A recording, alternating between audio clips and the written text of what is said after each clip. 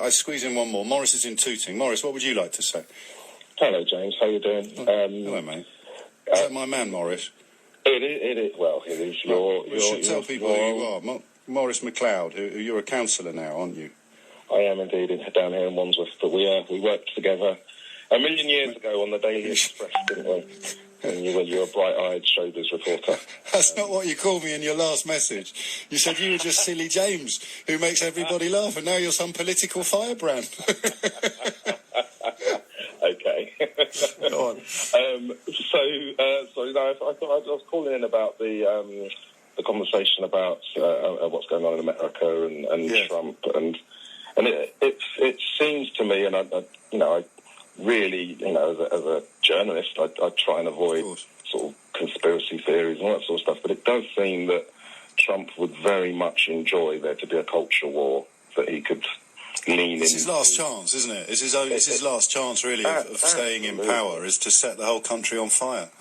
Absolutely. I mean, to have a president, in a moment of sort of national crisis, calling on governors to dominate, peaceful protesters, it should chill people, to have him sanctioning Twitter to see sort of TV cameramen being arrested. I know they could say that was an accident or whatever, but, these things, you add up all these little things, and you do start to think, gosh, is it more than just a bumbling idiot? Is this guy more than just a bumbling idiot? Is there more going on?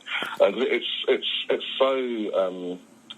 an emotive subject that when you then instruct police to aggressively police these protests, you may as well light a match, and I kind of feel that. But it's the defence, isn't it? So, people who claim to be comfortable with peaceful protest, but they never mentioned Colin Kaepernick, and if they did, it was in a very negative and critical sense. He clearly didn't know his place. So they're just lying to themselves. And now, the tear gassing outside the White House, that's the bit that perhaps this is me being very naive. If you came out and told me you want a race war, I could get my head around that. If you come out and tell me that is clearly racism, I can get my head around that. I can't get my head around the middle ground. Sorry, I've got a frog in my throat. Go on. It's the middle ground. I don't get it. As in, you don't get why Trump would... No, Trump is a dangerous racist. That is just a matter of recorded fact. So if you are also racist, you can support him and defend him. But why are we still at a point where you're pretending not to know that he is a dangerous racist? What's in it for you? What's in it for those people? God, if I knew that answer, James, I would, I'd be ruling the world. Do you know what I mean?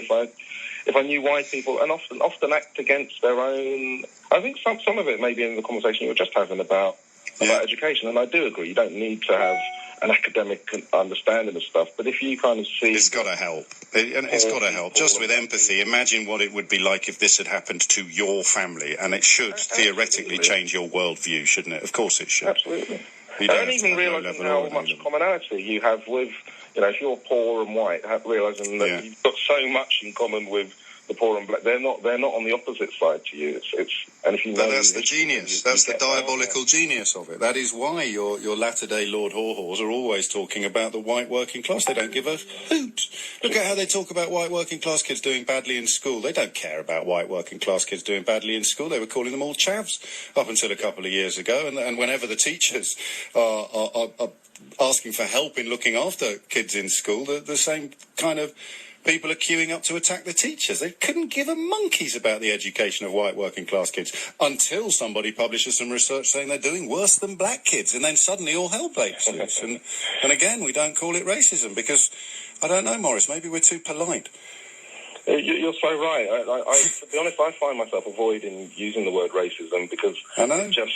It's loaded, but I think reaction in people that I try and talk about discriminate. I try and find other ways of discussing it because people just shut down and go, "Oh, you're calling me a racist." I go, "No, I'm trying to have a conversation." I know, and then you get some people who even try to defuse the word itself by writing it with a W instead of an R, or racism or racist. The same sort of people that are always talking about virtue signalling and political correctness and all. It is incredible. I mean, you can probably tell I'm having a I'm having a moment, Maurice, because this feels to me to be very, very different. And Emma's call earlier troubles me because, you know, you realise that you can actually be part of the problem when you think you're part of the solution. But I suppose talking about it is the equivalent to shining light onto the issue, isn't it? It certainly can't hurt, can it? It certainly can't.